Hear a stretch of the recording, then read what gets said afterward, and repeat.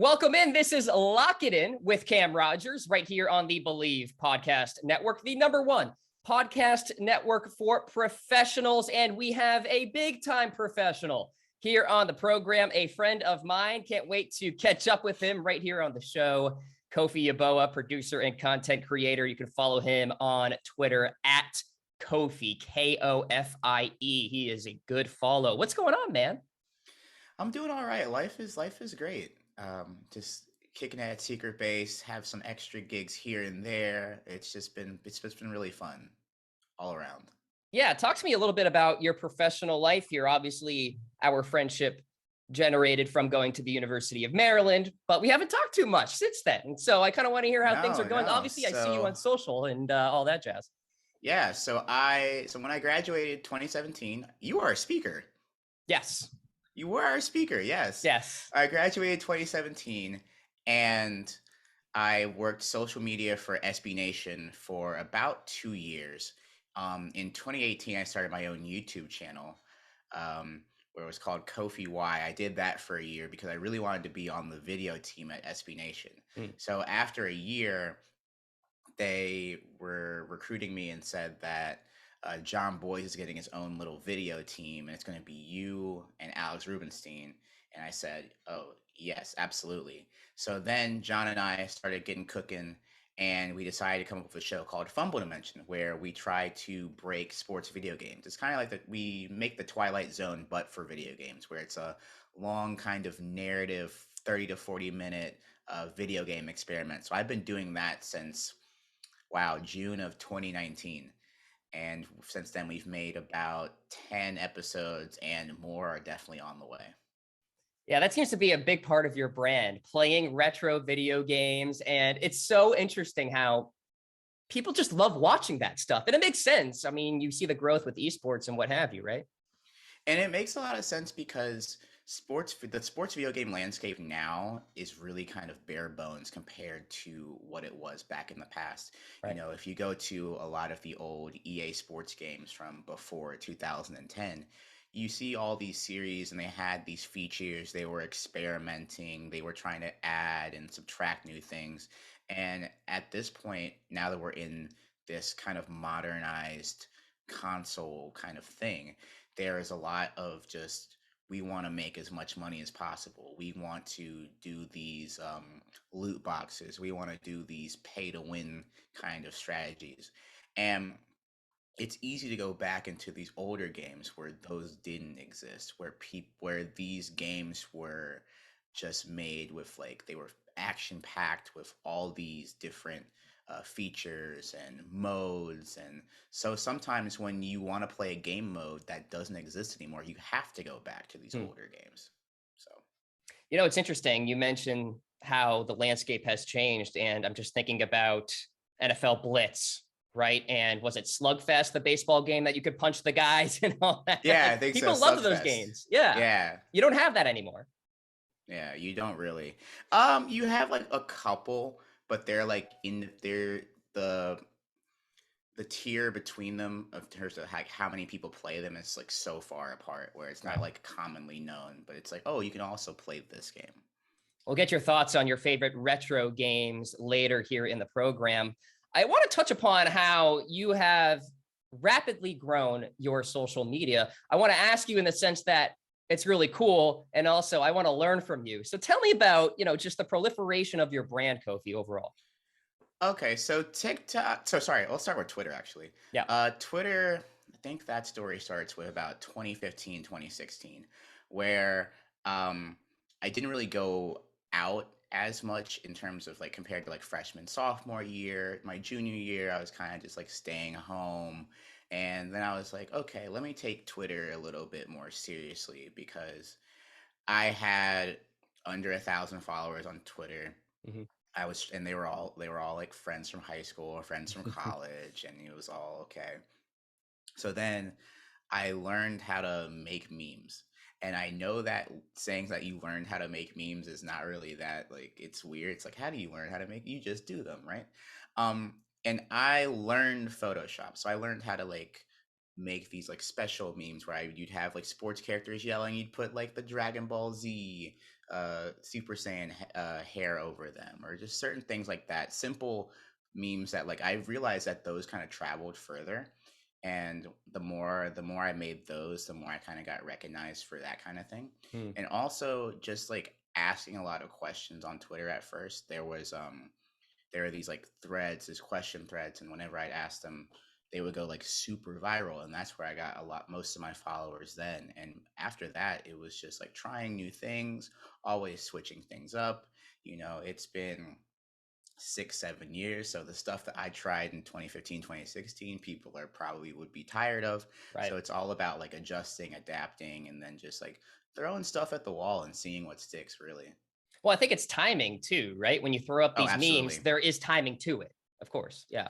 Yeah, there's always this, you know, how in breaking news, Right. you always want to, I mean, a lot of people either want to be the first or the first accurate. Mhm. And in memes, it's whoever's the first with the best joke, it will usually travel the farthest. Or sometimes everybody like thinks the same joke, but whoever's the fastest to that joke, that will travel like the farthest. So it's also like that kind of timing, the quick on the draw that I've been able to learn because I use Twitter on my computer mostly, so it Right. allows me to just like copy like any image I want from Google directly on the Twitter desktop client.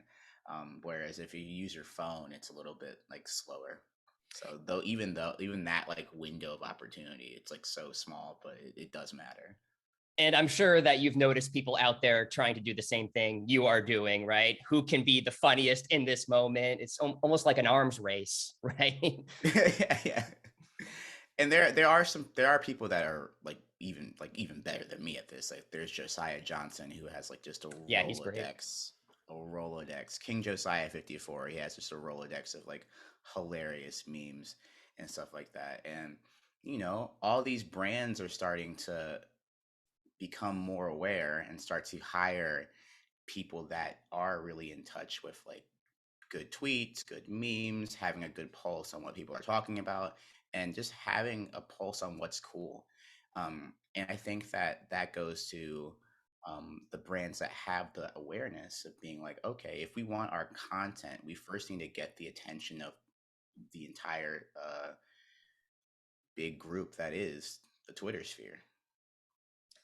It's so interesting seeing the proliferation of Twitter and personalities and how you can just make one out of yourself. And that's the beauty of that platform, along with others like TikTok, which, by the way, when I watch TikTok and you on it, I've never told you this. I laugh out loud. I think you're hilarious because you're like a not loud funny. Like, I don't like loud funny. I like, Right, David right. Spade, like calm, like, deadpan funny, I think is the phrase.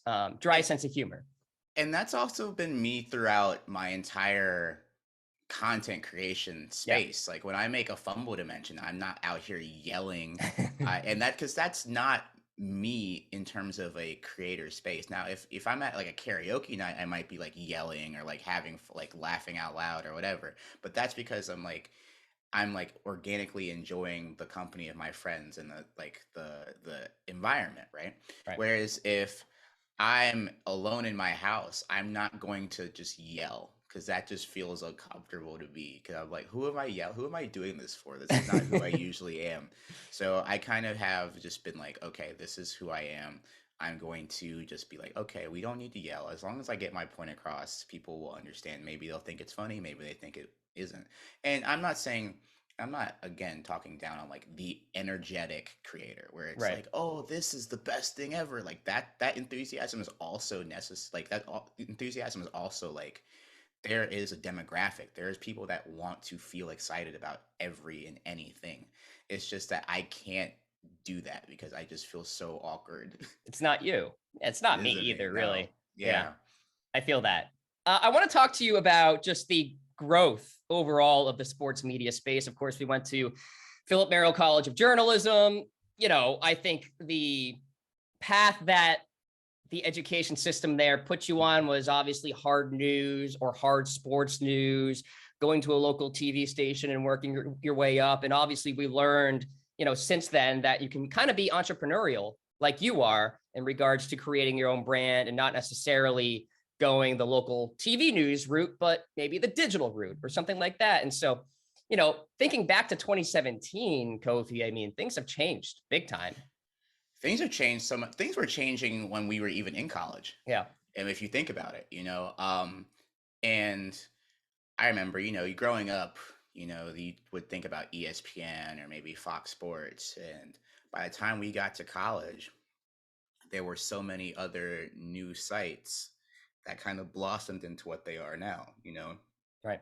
like a Bleacher Report, like a SB Nation. Like, I wasn't gonna, as a kid, as a 4-year-old kid, I wasn't gonna be like, oh, I wanted to write for Bleacher Report or SB Nation because that didn't exist yet. And then with the explosion of the Athletic, the Players Tribune, there are all these new there are all these new sites that just show up. And then you have Defector now. I work at Secret Base. That didn't exist when I was in college. So that's another thing where it's good that there are all these outlets that are being able now to find support in a non-traditional route.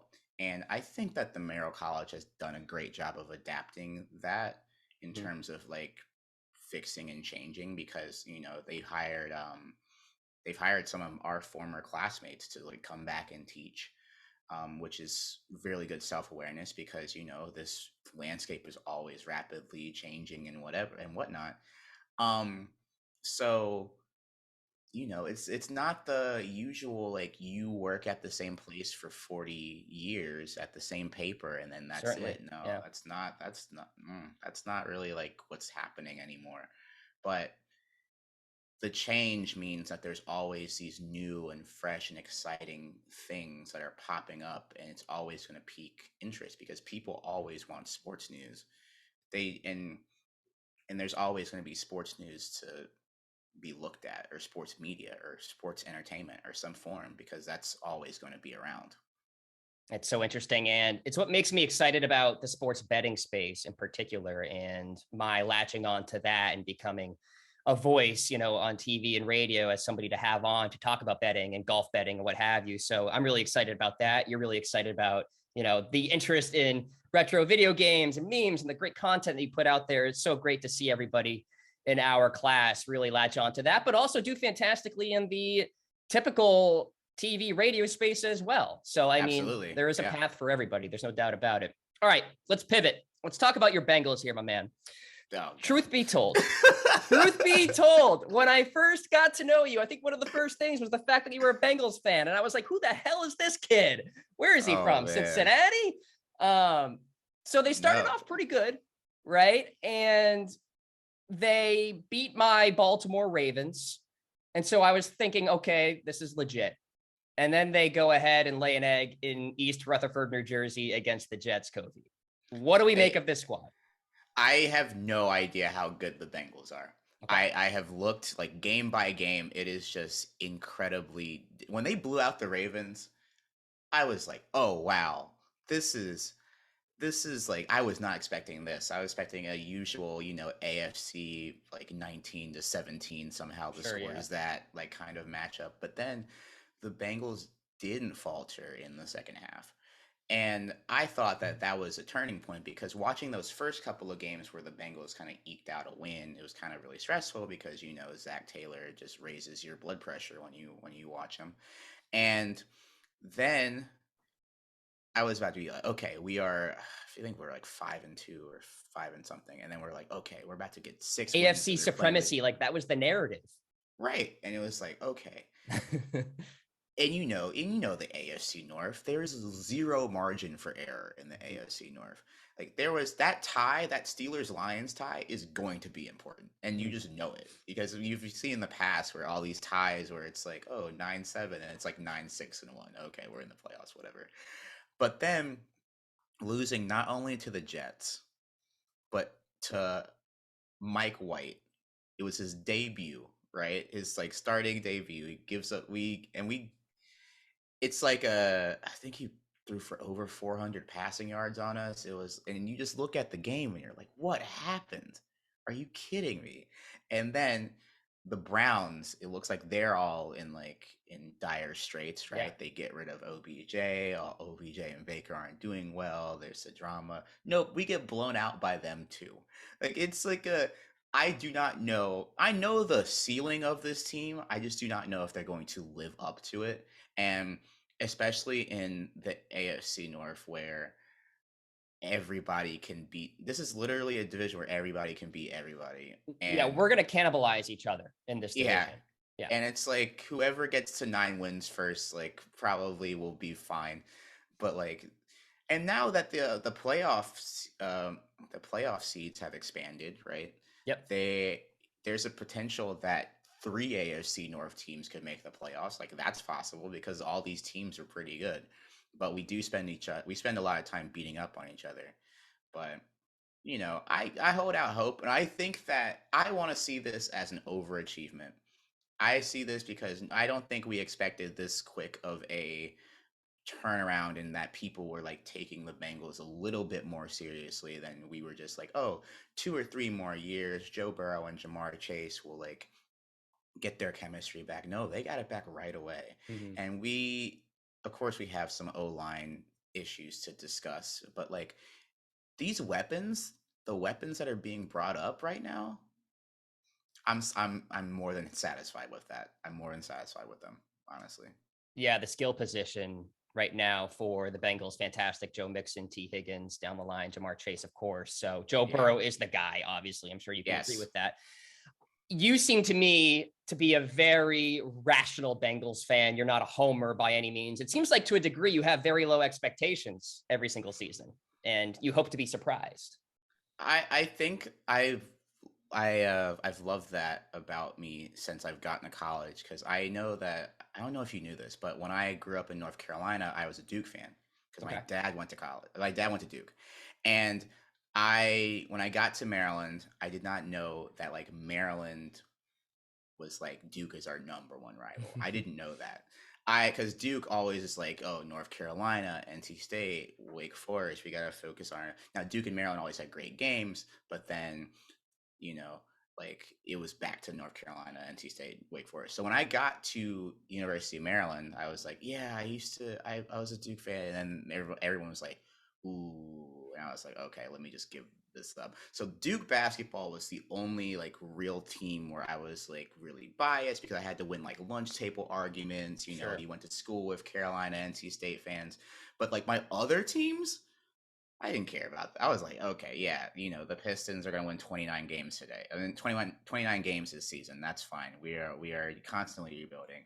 The Bengals, yeah. But Mm-hmm. like, and then the Mets, it's like wait till July, wait till after the All-Star break, the collapses come. Like, what, if you know the inevitable, you're not going to just like be like, oh no, this time's going to be different because the Right. more you just learn all over and over. So yeah, Duke basketball was the only one where I was like irrational sports fan. But then after that, I just like dropped Duke basketball and was just like, okay, I'm a Maryland basketball fan now. So now it's more of a level like. Right. Yeah. Just equilibrium, baseline, normal. It's all good. It's interesting. You talk about Duke. I came from New Hampshire to go to the University of Maryland. So I had, in theory, a year to develop this hatred for Duke, which I never really did. I didn't really understand it because, like, it almost felt manufactured in a way because, like, Duke didn't think of us that way, as you were saying. So, right. I mean, it seems like a bit of a stretch for us to think about it that way because they don't think about it the same way we do. So I don't know. It was always a funky thing. Then we went to the Big Ten and that was that. It took like maybe 3 weeks for me to get it.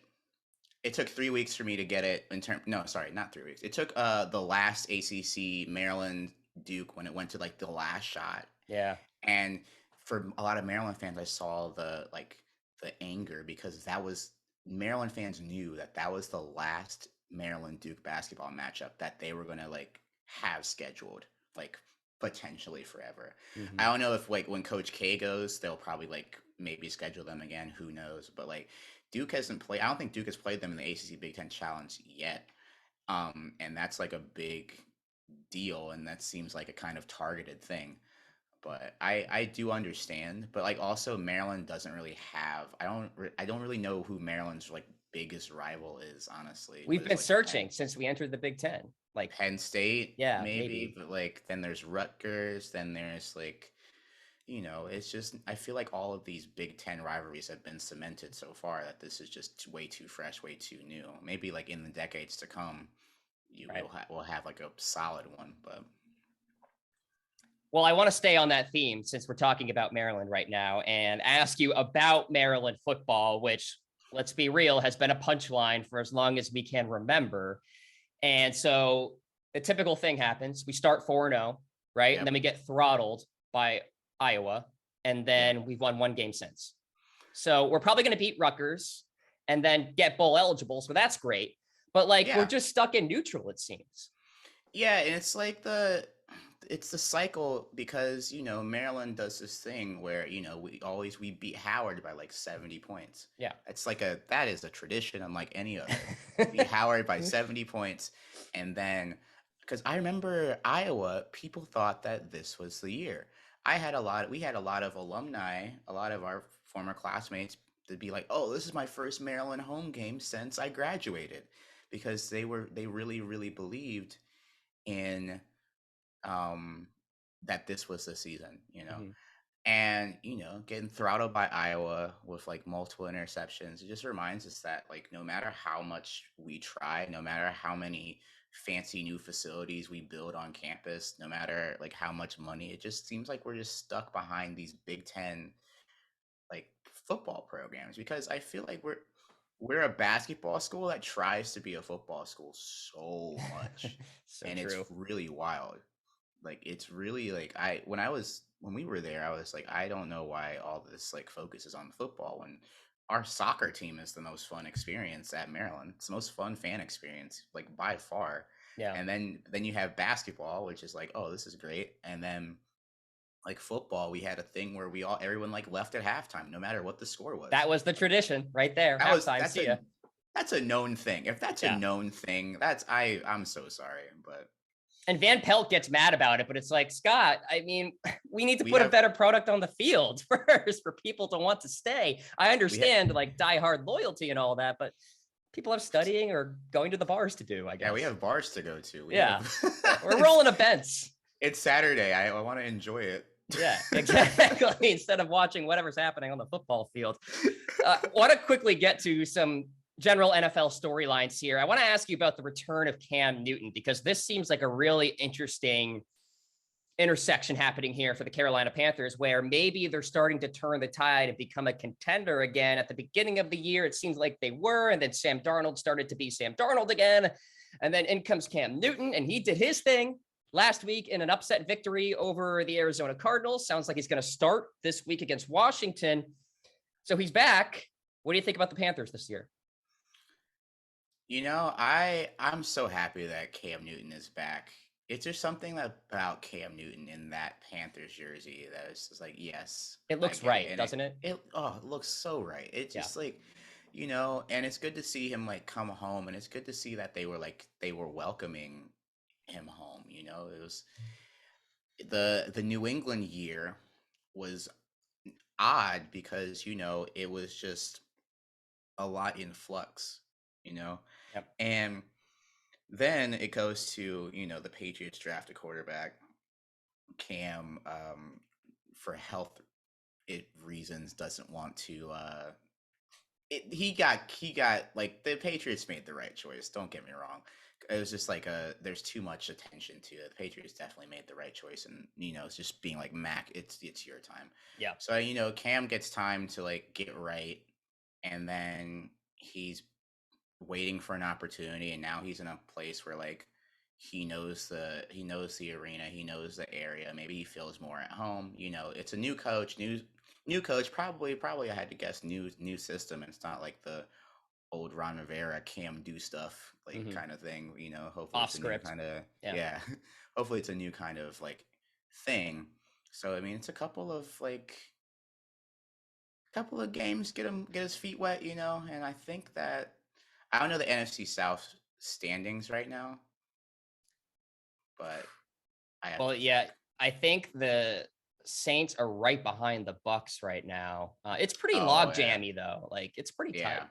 I mean, Um, there's a potential there. So yeah, we'll see what happens. yeah. Interesting division indeed. Going to the AFC here, the Chiefs, Patrick Mahomes. What did you make of Mahomes' early season struggles, or at least turnovers, shall we say, and what you saw on Sunday night against the Raiders? Because people are saying the Chiefs are back.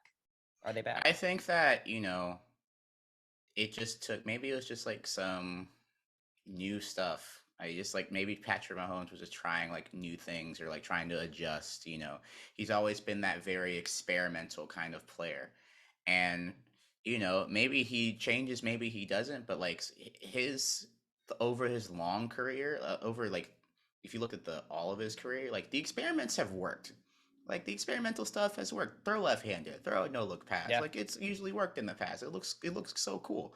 And the first couple of games it didn't, and the Chiefs also had some like defensive issues. So I think that Mahomes has kind of gotten a little bit more calculated, and he hasn't. I feel like he has stopped trying to do too much. Like I don't like, but that I think that Mahomes, like a calculated Mahomes, but also with the like making the throws that only he can make. I think there was maybe just a level of like Mahomes thinking that he could do everything all the time, because of course mistakes are going to happen, but right. like that's the price you pay for like trying to like do the unthinkable. Like we Favre used to do that. That's why he has Sure. like Favre had so many interceptions, but it also paid off really well. Mahomes is that same way, and I think that they'll probably get like they'll be right by the time it's like necessary. Like I don't think they're like really scared. Like if the Chiefs, they had like multiple comeback victories in their Super Bowl run. Like they're I don't think they're really phased by this. Yeah, and they're always in it because you could have Mahomes throw the football 55 times and you have a shot, right? Yeah, So that's the thing and with them. you have so much speed all around. Like Yeah, I knowing if a team that knows that they can turn it on, or like that they have the potential to turn it on at any time, is like so dangerous. yeah. And it Yeah. certainly looks like they are turning it on right now. We'll see what happens for the rest of the season with them.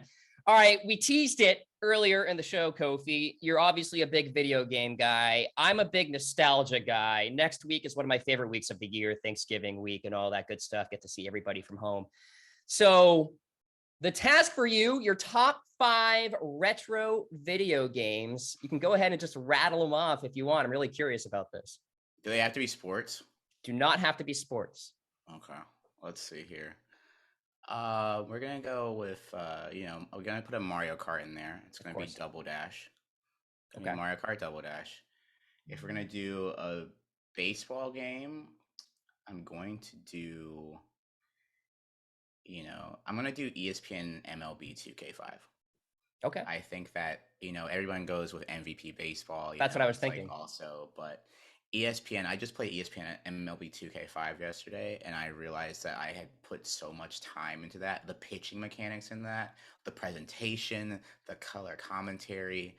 Oh, it's just such a good game. For football, we're gonna go with ESPN NFL 2K5 as well. So that's 3. So no Madden. Wow. All right. I'll put Madden 2007 in there. Okay. Madden, if we're going football, Madden 2007, the soundtrack, all the game modes, and you had the highlight stick. It was just like perfect. I remember I used to. Well, there's also the Wii version was not bad either. Like I had like both versions. The Wii version actually like wasn't bad. Um, Okay, so my last one, I gotta go with a basketball game here. Let's go with. We're gonna go with NBA. No, sorry. Let's see. NBA Ballers. I'm gonna go NBA Ballers. Ballers. Yeah, What year NBA is that? Ballers. Oh, it's I think it's 2006, Okay. 2006, and it was a very fun game. It was like NBA Street, but if it was just like one-on-one half court. And That's it's pretty sick. really, really, really great rendition. There's so much replay value in that game. I can go back and play it have a great old time. One of the best, and most complete basketball games. Double Dash instead of N64, huh? Okay. I never played N64. I Oh, never okay. had one. All right. That's why I remember, that's why I emailed you. I was like, yeah, I think we might need to, I don't have an Let's N64. switch up I the never topic. had it. Yeah. Yeah. I'd be like That makes sense. N64, I'd be like, GoldenEye, I've never played it. But like it's like certain games, it's like I never, my first console was a regular Xbox. Okay. That was my first console. So I was maybe like 2004, 2005. I was 10, and I was, of course, I'm an only child. So that was like the first time like I had to get a console bought for me. It wasn't like my older brothers had an N64 Right. or SNES or anything like that. So I do need to get well versed in those older consoles. There are three video game shops in New York that I can go to that have these consoles, but the prices are going to run a little bit high because they're rare. So Yeah, absolutely. In fact, I splurged for an N64 in the peak of the pandemic not too long ago. And oh wow. yeah, haven't played much of it lately. So it's one of those impulse purchases. Oh Collecting yeah, dust. we all had those. Yeah. There's no shame in that. Yeah, That's a great exactly. purchase. That's a great purchase. Yeah, eventually I'm going to want to dabble a little bit when I'm bored or something like that, So, Absolutely. all right. So obviously, this is a betting show. And so I have to ask you, do you have any best bets here for this weekend? Perhaps something on the Bengals, maybe in the NBA? Let me know what you have. Dude, I'm telling you right now, I am so like not well versed in like the betting. I want to learn so much more. Like I'm trying to like the And you'll be over even more under the correct than me. lines. Yeah. It won't even All matter. right. What are your best bets? How about we do that and I'll see if I agree. Okay. How about that? Yeah. I'll give a couple because I'm going to give them all in a separate episode. So I don't want to tell the audience everything. Okay. But I will say that I like the Carolina Panthers -3.5 against the Washington football team. I think the Panthers can easily win that game by 7 points, 8 points. Washington played well against Tampa Bay, but we know how inconsistent they can be. Washington is 1-4 against the spread in their last 5 games. You've got Cam and McCaffrey together. I think it's going to be fantastic. So I think they cover in that one. I like the Bills -7 against the Indianapolis Colts. The Bills looked great against the Jets a week ago, and the Colts really don't do anything amazing. So I don't know if they can keep pace with Buffalo's offense. So those are a couple plays there. Let me know what you think. I do like the idea of Cam and McCaffrey like being together. I think they only got like a glimpse of that when they were playing together back before Cam left. Yeah. I do really like that. I think that the Panthers are going to beat the Washington football team by more than a field goal. I believe that this is like the beginning of a turn of events for the Panthers, and I think that the Washington football team, I think that they're going to ride high and probably take their foot off the gas when they see the Panthers. A letdown because they just beat the Bucks. Yeah. And also it's the Washington football team. Like nothing good happens to them 2 weeks in a row. So. Right. You're asking too much there. By the way, the Bengals are -1 favorites on the road against the Raiders. Where are you going with that one? I'm gonna take that. I'm gonna take the Bengals. Okay. Yeah. I'm gonna have that. I believe in some good this week. Well, look, the Raiders have enough distractions right now, so who knows how they're even going to play a football game. And it's pretty impressive that they even are out there competing with what's going on. So yeah, I think the Bengals can bounce back this week, no doubt about it. Kofie Yeboah joining Lock It In with Cam Rogers, producer and content creator. Check him out, a fantastic follow at Kofie, Kofie. Kofie, thank you so much, man, for taking some time, catching up. Hope to chat with you soon. Of course. Thanks for having me. Always a great time. Always.